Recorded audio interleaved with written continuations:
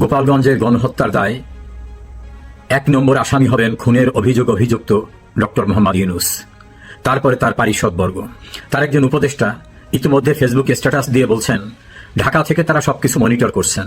সামাজিক যোগাযোগ মাধ্যমে দেখা গেল যে ভিডিও কনফারেন্সের মধ্য থেকে ওই উপদেষ্টা এবং অন্যরা মিলে গোপালগঞ্জের ঘটনা মনিটর করছেন এবং প্রয়োজনীয় আদেশ নির্দেশ দিচ্ছেন। নির্মমভাবে গুলি করার একটি ভিডিওতে দেখা যায় যিনি গুলি করছেন তাকে বলা হচ্ছে ডাইরেক্ট গুলি কর। প্রাসঙ্গিক বিষয় হচ্ছে কখনো কোনো মব হলে বা কোনো অনাকাঙ্ক্ষিত পরিস্থিতি হলে তাদের থামাবার জন্য টিয়ার গ্যাস নিক্ষেপ করা যায়, যদি রাবার বুলেট নিক্ষেপ করা যায়, যদি আরও প্রয়োজন হয় পায়ে বা কোমরের নিচে গুলি করা যায়, এরকম সিচুয়েশন হলে এক্ষেত্রে ডাইরেক্ট গুলি করা। এবং এ পর্যন্ত যে কজন মৃত্যু মুখে ঢলে পড়েছেন তাদের প্রত্যেকেরই শরীরে গুলির কারণে মৃত্যু হয়েছে, এভাবেই রিপোর্ট পাওয়া গেছে। ফলে গুলি করেই যে তাদেরকে হত্যা করা হয়েছে এটা আর বলার অবকাশ রাখে না, এটা স্বীকৃত। দ্বিতীয় হচ্ছে গোপালগঞ্জের মানুষেরা যেভাবে প্রতিরোধ গড়ে তুলে তাদের ক্ষোভের প্রকাশ ঘটাচ্ছিলেন, তাদের কারো কাছেই কিন্তু কোনো মারণাস্ত্র ছিল না। তা তাদের হাতে যদি মারণাস্ত্র না থাকে তাহলে তারা আর একজনকে মেরে ফেলতে পারবে এরকম অবস্থা ছিল না। যদি তেমন অবস্থা না থাকে তাহলে পুলিশ, আর্মি, র্যাব, বিজিবি কেউই আত্মরক্ষার জন্য গুলি করেছেন এ কথা বলার কোনো সুযোগ নাই। এ পর্যন্ত যে তথ্যপত্র পাওয়া গেছে গোপালগঞ্জের অতি সাধারণ মানুষ যারা ক্ষোভে রাস্তায় বেরিয়েছিল তাদের কারো কাছেই কোনো মারণাস্ত্র বা কোনো বড় ধরনের অস্ত্র দেখা গেছে এমন কোনো রিপোর্ট নাই। তাহলে তারা যদি লাঠি সোটা নিয়েও বাইরে আসেন, কথা বলছি, তাহলে সেই লাঠিওয়ালা মানুষদেরকে নিবৃত করার জন্য তাদেরকে গুলি করে নির্মমভাবে মেরে ফেলার কোনো জাস্টিফিকেশন নাই। দ্বিতীয় হচ্ছে আমরা দেখলাম গুলিবিদ্ধ একজনের উপরে পাকিস্তানি হানাদার বাহিনীর স্টাইলে বুট দিয়ে পাড়িয়ে তাকে তার মৃত্যুটাকে নিশ্চিত করা হচ্ছে। আর একটা দৃশ্যে আমরা দেখলাম যে একজনের হয়তো গুলিতে মৃত্যু হয়ে গেছে, সেই শহীদের ডেড বডিটাকে যেভাবে তুচ্ছ তাচ্ছিল্য করে পুলিশ ভ্যানের ভিতর তোলা হচ্ছে, এতে মনে হচ্ছে যেন হিটলারের বাহিনী এখানে আক্রমণ করেছে।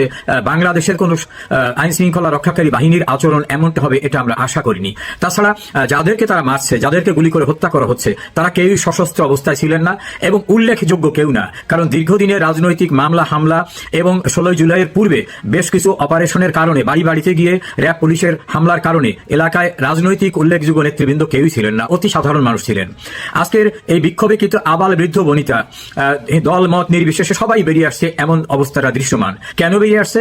যে বাংলাদেশের মানুষের জন্য তীর্থস্থান বঙ্গবন্ধুর পুণ্যভূমি, বঙ্গবন্ধুর কবরস্থান, বঙ্গবন্ধুর মাজার, সেটাকে গুড়িয়ে দেবেন এ জাতীয় বাজে কথা ঢাকায় বসে এই যে ন্যাশনাল চিলড্রেন পার্টি বা ন্যাশনাল ক্রিমিনাল পার্টি যে নামই আমরা বিভিন্ন লোকে অবহিত করে, তারা বিভিন্ন সময় চিৎকার করে বলছে এবং তারা দাম্ভিকতা দেখিয়ে বলছে যে মুজিববাদকে মুর্দাবাদ করে দেবো, গোপালগঞ্জের নাম পাল্টিয়ে দেবো। তা মুর্দাবাদ কি? মুজিবের কোনো নিজস্ব মুজিববাদ ছিল না। মুজিব যেটা চাইতেন সেটাকেই মুজিববাদ হিসাবে তার সহকর্মীরা অভিহিত করতেন। তিনি চাইতেন পাকিস্তানি হানাদার বাহিনীর কাছ থেকে বাংলাদেশটাকে স্বাধীন করতে হবে, সেই স্বাধীনতা তিনি এনে দিয়েছিলেন। তাহলে মুজিবের যে মতবাদ ছিল সেই স্বাধীনতা আনাটাকে তারা গুড়িয়ে দিতে চায়। তাহলে কি এই ন্যাশনাল ক্রিমিনাল পার্টি এরা কি চাচ্ছে যে বাংলাদেশটাকে আবার পূর্ব পাকিস্তানে পরিণত করতে? এ প্রশ্ন উঠেছে।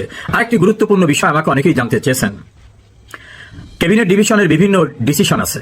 কোন একজন মন্ত্রী এলাকায় গেলে তার প্রোটোকল করবেন ডিসি এবং এসপি র্যাঙ্কের অফিসাররা, প্রতিমন্ত্রীর জন্য এডিসি এবং additional superintendent police, deputy minister গেলে সেখানে ইন্সপেক্টর এবং ইউনো র্যাঙ্কের পুলিশ।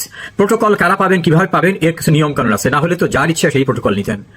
গোপালগঞ্জে আজকে যারা মহা সমারোহে গেলেন তাদেরকে সেনাবাহিনীর কনভয়, র্যাবের কনভয়, পুলিশের কনভয়, বিজিবির কনভয় এবং আসার সময় সেনাবাহিনীর সুসজ্জিত যানে করে তুলে আনা হলো কোন প্রোটোকলে তাদেরকে ঢাকা থেকে গোপালগঞ্জ পর্যন্ত যাওয়ার প্রতিটি জায়গায় এমনভাবে সশস্ত্র পাহারা দিয়ে নেওয়া হলো? এটার কোনো আইন এবং নিয়ম আমরা এখনো খুঁজে পাইনি। দ্বিতীয়ত, তারা নিশ্চয়ই কারো না কারো আদেশে গিয়েছেন।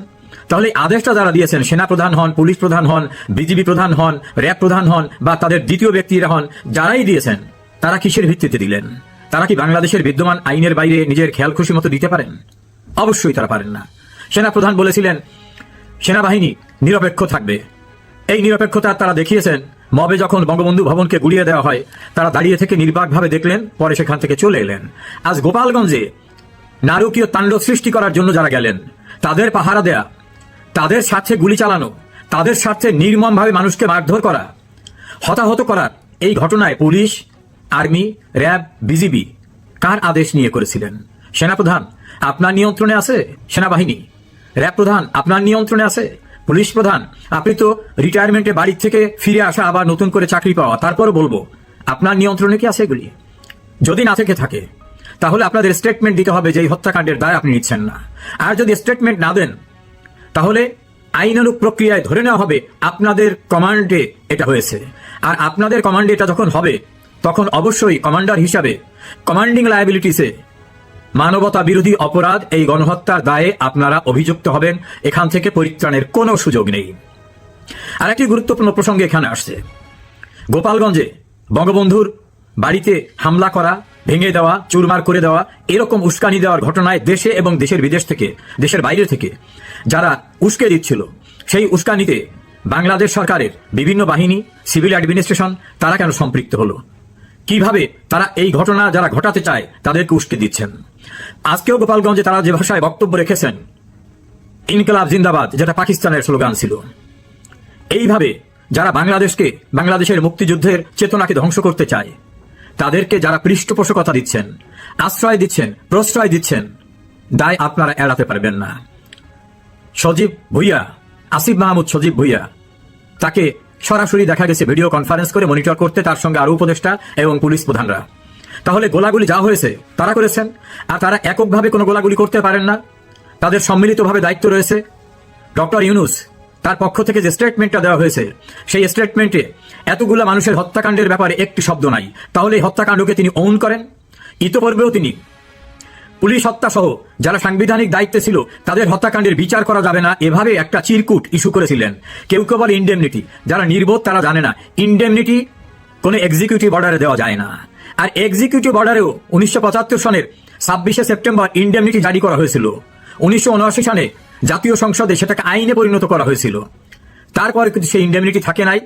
বঙ্গবন্ধুর খুনিদের দাম্ভিকতা চূর্ণ করে দেওয়া হয়েছে, তাদের বিচার হয়েছে, জেল হত্যার বিচার হয়েছে, বুদ্ধিজীবী হত্যার বিচার হয়েছে। কাজেই ডক্টর ইউনূস, যিনি অসাংবিধানিক, যারই কোনো লিগাল অথরিটি নাই, তিনি খুনের দায় থেকে কেউকে মাফ করতে চাইলে এটা মাফ হয় না।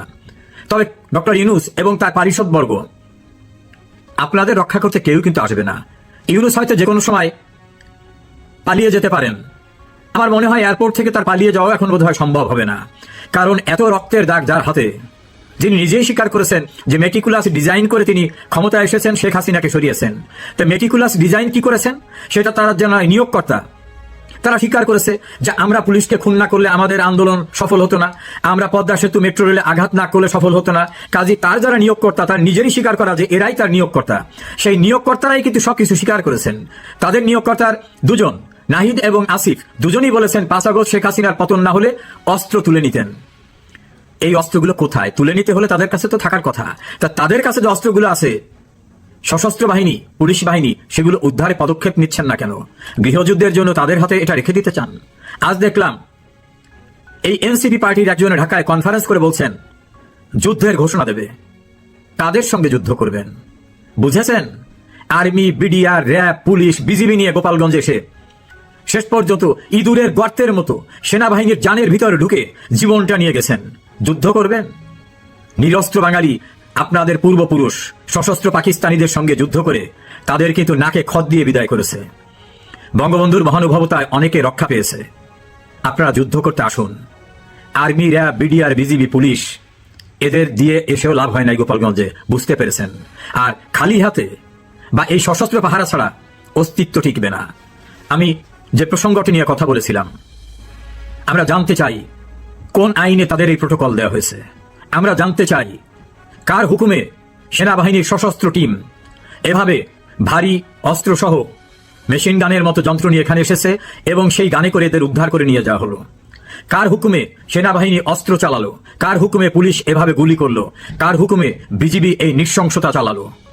নিশ্চয়ই ডক্টর ইউনূসের হুকুমে, তার পারিষদবর্গের হুকুমে।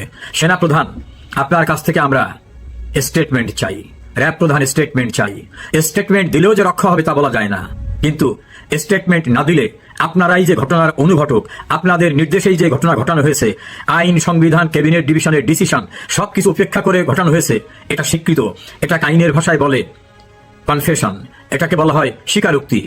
এই স্বীকারোক্তির জন্য ভবিষ্যতে বিচারের সময় খুব বেশি সাক্ষীরও প্রয়োজন হবে না। পরিত্রাণ কিন্তু কেউই পাবেন না। আপনাদের বিদেশি প্রভুরা, পাকিস্তানের প্রভুরা অথবা বড় একটি রাষ্ট্রের প্রভুরা কেউ রক্ষা করতে পারবে না। বুঝতে পেরেছেন? ডাক দিয়েছেন সারা বাংলাদেশের সবাইকে গোপালগঞ্জে আসতে, কেউ আসেনি। আলিয়া মাদ্রাসার কয়েক ছাত্র আর ভাড়া এসেছিল আরো কয়েক জায়গা থেকে কয়েকজন, সব মিলে 150 মানুষ নিয়ে অনলাইন পোর্টাল এবং গণমাধ্যমের যে পরিমাণ মানুষ ছিল সে পরিমাণ মানুষও সেখানে ছিল না। ফলে মঞ্চের ছবি দেখানো হয়েছে, সামনের অডিয়েন্সের ছবি দেখানো যায়নি। আমি দ্ব্যর্থহীন ভাষায় বলতে চাই, কোথায় হাত দিয়েছেন বোঝেননি।